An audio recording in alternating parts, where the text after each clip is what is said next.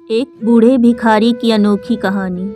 हर दिन एक भिखारी दरवाजे के पास आकर भीख मांगता था और घर का मालिक हमेशा घर के बाहर आते ही उसे देखकर फिर जाया करता। कई बार उसके लिए गालियां भी बकता। वो कहता, तू जिंदा ही क्यों है? पूरी जिंदगी ऐसे ही भीख मांगेगा क्या?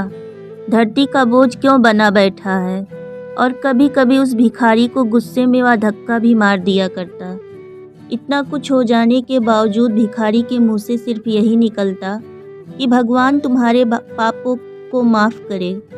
एक बार सेठ को धंधे में बड़ा नुकसान होने की खबर मिली।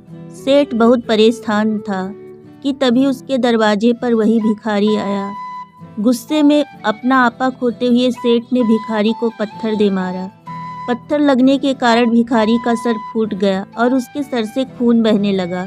फिर भी दर्द से कराहते हुए भिखारी ने इतना ही कहा, भगवान तुम्हारे पापों को माफ़ करे।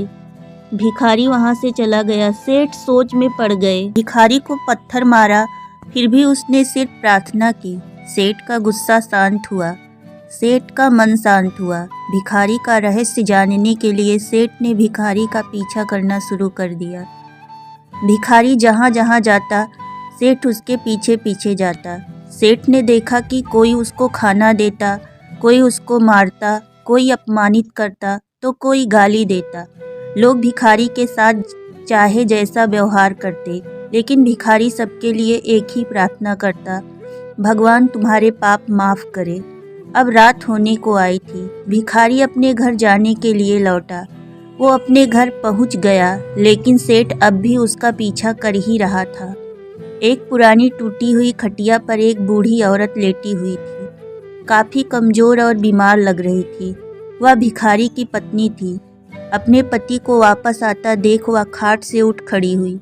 पत्नी ने अपने पति के भीख वाले कटोरे में देखा, उसमें सिर्फ आधी बासी रोटी थी। उसे देखकर वह बोली, आज बस इतना ही मिला? और हाँ, आपके सिर से खून निकल रहा, ये चोट कैसे लगी? बूढ़ा भिखारी बोला, आज बस इतना ही मिला, किसी ने कुछ दिया ही नहीं। सबने गालियां दी और एक ने पत्थर भी फेंक दिया, इसीलिए मेरा सर फट गया। एक गहरी ठंडी सांस लेकर बूढ़ा भिखारी फिर से बोला, यह मेरे ही पापों का फल है। तुम्हें याद है कुछ सालों पहले हम कितना अमीर थे? क्या कुछ नहीं था हमारे पास? हमारे पास हर चीज़ ज़रूरत से ज़्यादा थी, लेकिन हमने कभी दान नहीं किया।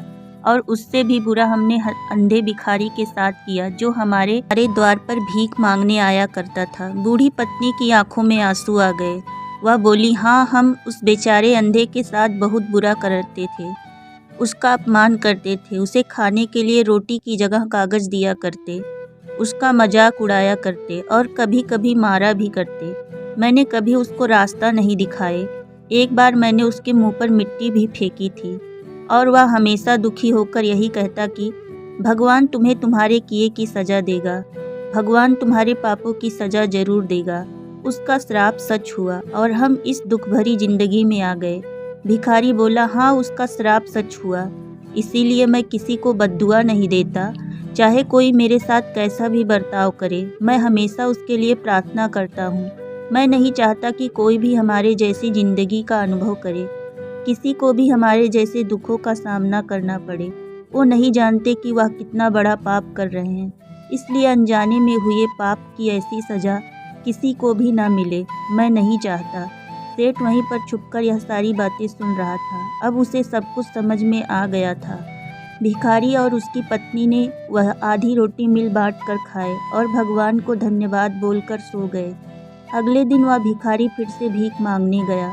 सेठ के घर के पास जाते ही सेठ ने पहले से गर्म रोटियां उसके लिए निकाल कर रखी थी। उसे देते हुए सेठ विनम्रता से बोला, माफ़ कर दीजिए बाबा, मुझसे बहुत बड़ी गलती हो गई। बूढ़ा भिखारी बोला, भगवान तेरा भला करे। इतना कहकर वह आगे निकल गया। इस कहानी से जो सीख लेने लायक है वह बड़ी ही सिंपल है कि आदमी चाहे किसी के बारे में बुरा कहे या भला करे, लेकिन भगवान सिर्फ कर्म के हिसाब से उसका फल देता है। क्या हुआ अगर भगवान नहीं दिखता है? लेकिन यह बात बिल्कुल सच है, उसके खाते में सबका हिसाब बहुत पक्का होता है। इसीलिए जब किसी के लिए कुछ भी करो तो अच्छा ही करो। दोस्तों, यह कहानी अगर आप सभी को अच्छी लगी हो तो हमारे चैनल को लाइक, सब्सक्राइब और शेयर करें। धन्यवाद।